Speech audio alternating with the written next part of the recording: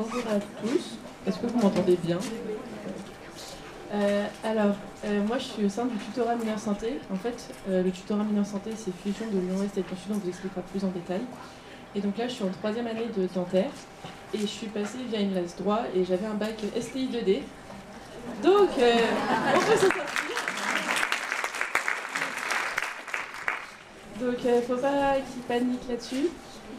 Donc, il y a Maria qui a fait donc une passe puis une LAS 2 et elle s'en est très bien en sortie aussi en LAS 2. Il y a Emma. LAS de quoi? J'étais en LAS 2.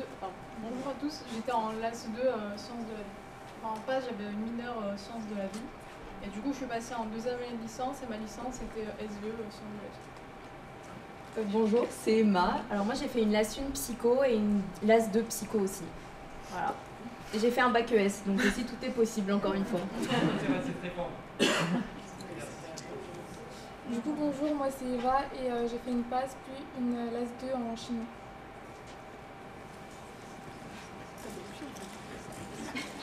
Alors il nous manque juste une fac qui n'est pas représentée, c'est l'UCLI.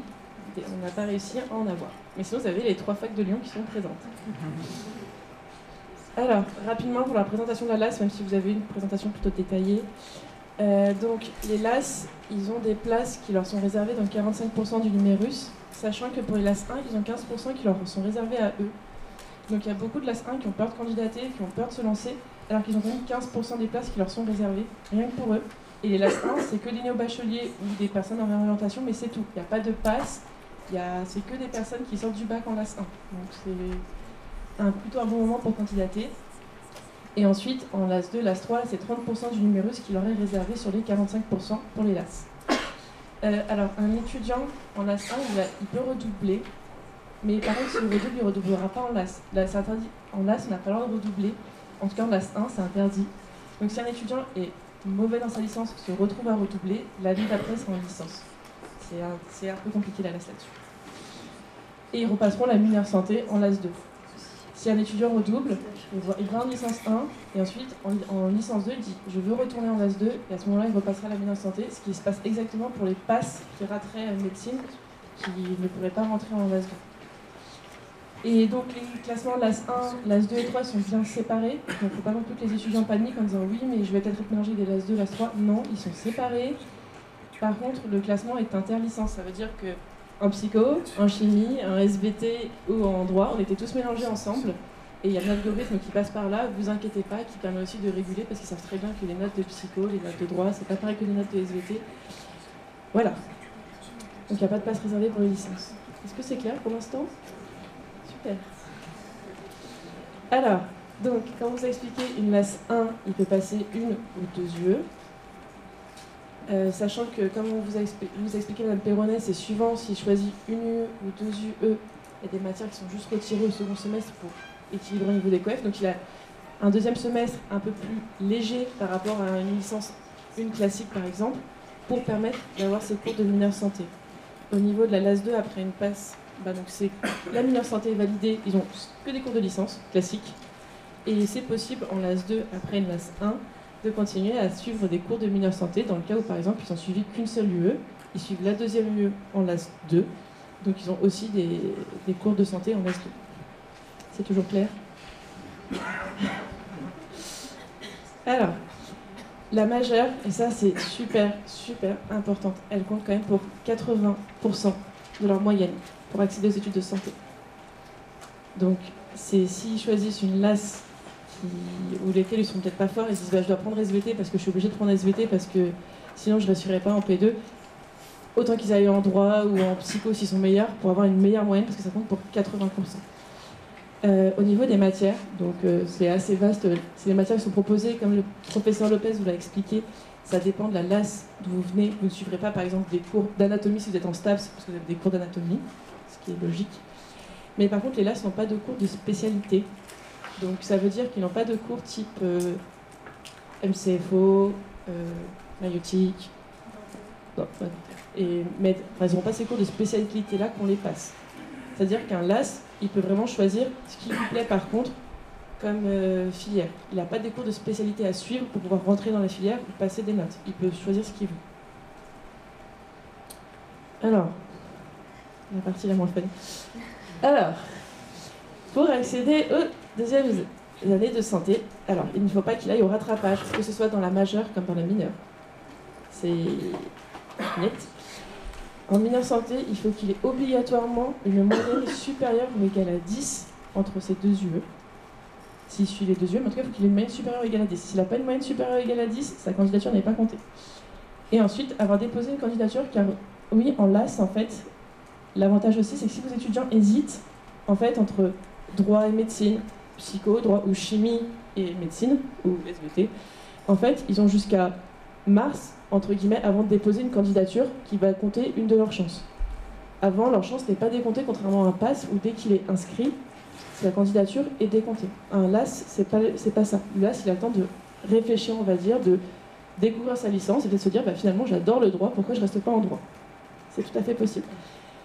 Et la LAS aussi, c'est que les chances ne sont pas décomptées si un de ces critères-là n'est pas respecté. Donc si l'étudiant va au rattrapage, il ne compte pas sa chance. Enfin, sa chance n'est pas décomptée. Parce qu'un étudiant, pour accéder aux études de santé, il a 2 chances. Mais imaginons votre étudiant, bah, il candidate, il passe le 2e semestre, et là, bah, patatras, il va au rattrapage, et bah, la chance qu'il a demandé, ou il a dit je veux rentrer en médecine, on lui dit bah écoute, ton dossier n'est pas recevable, on la compte pas, donc tu gardes tes 2 chances pour l'année prochaine et l'année d'après. C'est pas mal pour les LAS. La filière kiné, et ça c'est super important parce que chaque année, hein, nous au tutorat, on a des gens qui pleurent au moment de nos présentations, c'est pas très sympa, on est un peu triste pour eux. Il n'y a vraiment que 3 LAS qui permettent d'accéder à la kiné. Donc BG2S qui était l'année dernière SVT. Sciences pour la santé et STAPS, uniquement ces 3-là. Peut-être que ça changera l'année prochaine pour certaines ou autres, mais on n'a pas les informations là-dessus. Donc voilà, si vous avez des étudiants qui disent je veux à tout prix être kiné, même s'ils sont venus en SVT, bah, autant qu'ils aillent en BG2S parce que c'est la seule filière où ils pourraient avoir kiné. Enfin, l'une des seules filières. Ça se discute. Ça se discute. Après, il faut qu'ils soient parmi les meilleurs en BG2S. Voilà, mais voilà, s'ils veulent à tout prix kiné, il n'y a que 3 voies d'accès pour kiné. En PASS, ils peuvent tous y accéder en première année à kiné, mais en LAS, c'est limité à 3 LAS. Alors, ça, c'est les valeurs pour cette année, parce que moi, de mon année, c'était 70-30 avec une note éliminatoire en dessous de 8, qui a disparu. Alléluia.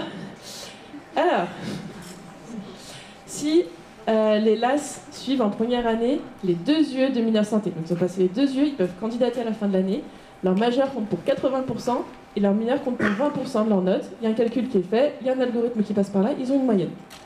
Si le LAS est en LAS 2, et donc comme le cas de Maria et Eva, ont passé via la PASS, ont validé leur mineur santé et sont rentrés en LAS 2, elles, ce sera 100%, la dernière ligne, leur note de licence. C'est-à-dire un PASS qui va dans une mineure où il n'est pas très bon, l'année prochaine, c'est 100% de ces notes-là de licence qu'il aura qui va compter dans son classement. Il n'y a plus de notes de médecine pour lui. Et idem pour un LAS 2 ou 3 qui a validé la mineure santé l'année d'avant, en LAS 1, il n'a plus de mineure santé, c'est 100% ses notes de licence. Donc il faut être bon dans sa licence, ça c'est super important. Et enfin, c'est s'il passe en LAS 2, LAS 3, la deuxième UE qui lui manquait, donc le deuxième bloc, là c'est 90% la majeure et 10% le petit bloc santé. Donc la majeure compte beaucoup, beaucoup, beaucoup, beaucoup, beaucoup. Beaucoup. Est-ce que c'est clair? Ouh.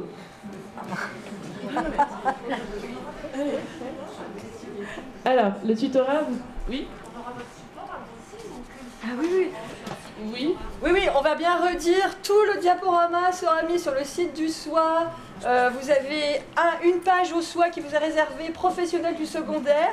Dans une semaine, il faut juste laisser le temps à nos collègues de ICAP qui filment de pouvoir mettre déjà le replay et le diaporama. Tout sera sur le site. On répond après aux questions. Gardez-la. Alors, le tutorat, je pense que vous connaissez les 2 principaux tutorats. Donc, Lyon-Est, Lyon-Sud, pour les 2 facultés de médecine. Et pour tout ce qui est mineur santé, on a fusionné ensemble. Et donc, on est devenu le tutorat mineur santé. On est une entité à part sur les réseaux. Donc, s'ils cherchent des informations sur la LAS, c'est tutorat mineur santé qui a les informations sur la LAS. Voilà. Alors, on est 8 personnes responsables au bureau, ça dépend en fait des tutorats, on n'a pas tous les mêmes termes. On est 8 en tout à la tête de la mineur santé. On a 20 référentes, dont Eva, donc une référente groupe de travail. On a 25 tuteurs tutrices et on a 60 parrains marraines, dont Emma, qui est marraine. Alors, on apporte autant de choses en fait que finalement les tutorats passent exactement pareil, c'est juste qu'on est beaucoup plus en distanciel, parce qu'en fait, vu que les LAS sont dans plein de facultés différentes, on est beaucoup plus axé sur du distanciel.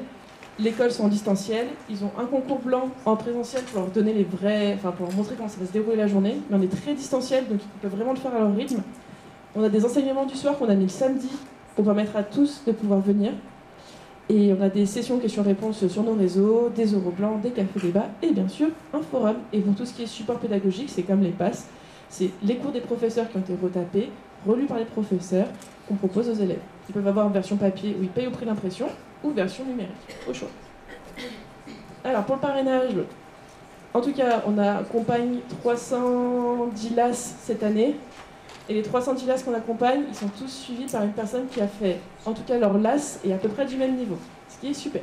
Et je vais laisser le parrainage parler. J'arrive, 2 secondes. Donc en LAS, les étudiants ont accès au parrainage, c'est-à-dire que les étudiants en LAS ont des parrains ou des marraines. Donc on apporte en fait un soutien psychologique aux étudiants, parce qu'on sait que c'est une année très difficile à vivre. Et on répond aussi aux questions et aux doutes des élèves par rapport à leur majeur ou à leur mineur santé. Parce que souvent, nous en tant que marraine ou parrain, on a eu la même majeure qu'eux. Voilà. Et maintenant, on laisse parler Eva pour tout ce qui est groupe de travail, qui était la nouveauté de cette année. Alors du coup, moi je suis référente groupe au tutorat, donc j'ai un groupe d'élèves qui ont fait la chimie comme moi, donc forcément c'est plus facile. Et je me suis associée aussi avec une autre référente, comme ça on est 2 référentes avec 2 groupes de travail. On a à peu près 4-5 filles par référent, merci. Et on voit avec eux les matières de la majeure, on revoit avec eux les difficultés, on essaie de leur faire des séances de révision, des exercices blancs pour vraiment les entraîner. Et comme disait le docteur Lopez, je pense pas qu'une prépa ce soit forcément nécessaire. Le tutorat est très très bien pour aider les étudiants. Et on fait bien sûr plein d'événements, tu te bouges, tu te rends compte, on se rend directement dans les facultés en fait, on va voir les LAS dans leur licence et on va discuter avec eux des accès LMOP, entre parenthèses K pour certains.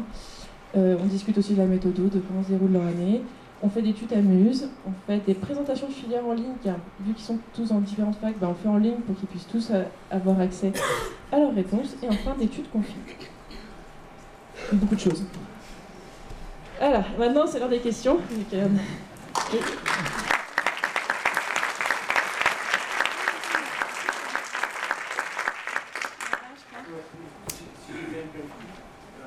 fois que les 2 yeux sont validés, on peut postuler comme on veut.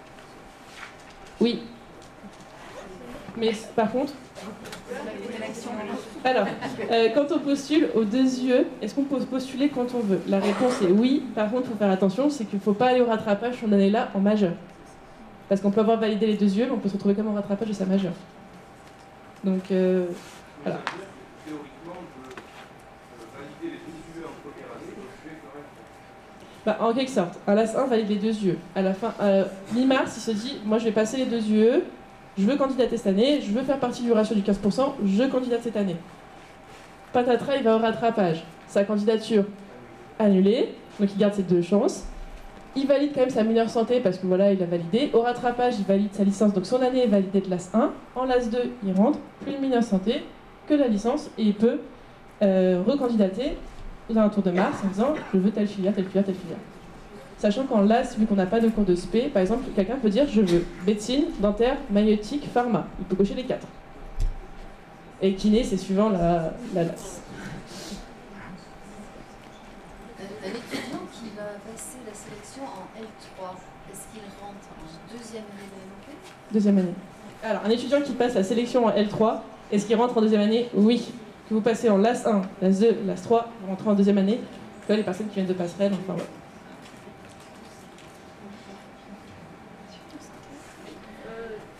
Les étudiants qui veulent s'inscrire en tutorat, c'est au moment de l'inscription administrative, comment ils ont accès à votre tutorat? tutorat? C'est pratique tout le monde, c'est systématique? Donc la question c'est comment on fait pour s'inscrire au tutorat. Donc c'est quand on est accepté sur Parcoursup, par exemple dans notre licence, par exemple dans la science de la vie. En fait il n'y a pas d'inscription, c'est gratuit, c'est un accès à tous les étudiants, donc il n'y a pas une réelle inscription, c'est tout le monde peut bénéficier du tutorat. La seule chose, on vient dans des réunions de rentrée déjà se présenter auprès de toutes les facs, ce qui me prend beaucoup de temps. Mais surtout, c'est que dès qu'ils sont inscrits en fait, à Lyon 1, ils rentrent dans la base de données de Lyon 1 et nous, on a toutes leurs adresses mail qui nous sont transmises. Et donc, c'est à eux qu'on leur envoie, par exemple, leur numéro d'anonymat pour leur col, des choses comme ça. On parle de 30% de places réservées pour l'AS 2 et l'AS 3. C'est quoi le ratio pour chacune? Alors, on parle de 30% réservés pour l'AS 2 et l'AS 3. C'est quoi le ratio pour chacune? Il n'y en a pas. Ça veut dire que les LAS 2 peuvent prendre toutes les places une année, comme les LAS 3 peuvent prendre toutes les places une année. C'est juste que les LAS, ils ont 45% de leurs places qui leur sont réservées, 15% pour les LAS 1 et 30% pour l'AS 2 et l'AS 3. Peu importe la LAS où vous êtes, c'est-à-dire que si les LAS SVT, ils décident de prendre toutes les places en LAS 2 cette année-là, ils ont le droit de prendre toutes les places. Ah, ils décident pas, c'est les notes. Oui, Bon. c'est les notes, mais... Si une année, toutes les notes sont très fortes dans une des LAS, les étudiants entreront, mais ils décident pas. Voilà, s'ils sont très bons en SVT, ils sont tous des 20 cette année-là, ils sont tous incroyables, ils peuvent tous rentrer en MMOP. Par exemple, en droit, si on est tous mauvais et qu'on a tous 3 de moyenne, c'est un peu plus compliqué. On va prendre une dernière question et je crois que vous pouviez rester à la pause. Voilà, donc vous pourrez poser le reste des questions. Une dernière. Du coup, en fait, donc on a 2 chances seulement pour passer en MMOP et donc 2 chances, y compris la passerelle. Ça veut dire qu'on n'arrive pas en LAS 1, LAS 2 et après pour passer en passerelle en ayant un master. Si, il y a 3 chances. Alors, c'était une question par rapport au fait de combien il n'y a que 2 chances et ça englobe aussi les passerelles. Non, les passerelles, c'est quelque chose de complètement à part. Ils ont, justement, en fait, les passes ont 50% du numérus qui leur sont réservés, les LAS ont 45%, les passerelles ont 5%. Ces 5%, c'est propre aux passerelles, c'est rien que pour eux, sachant que les passerelles, en fait, pour une personne qui n'a jamais candidaté en médecine et qui se décide via sa passerelle de rentrer en médecine, elle a 2 chances. Par contre, une personne qui avait déjà candidaté en médecine auparavant, qui a raté, qui a fini en master, lui, il n'a qu'une seule chance via la passerelle. Ça fait une chance en plus. Oui. Mais il faut aller jusqu'à un Master 5, voilà, faut quand même faut se donner un peu.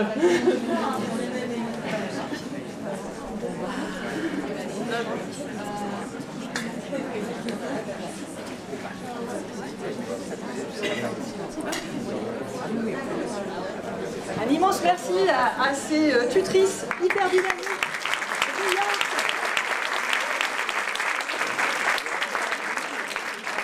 Merci aux autres intervenants qui sont partis sans les applaudissements. Merci à Myriam Perronet.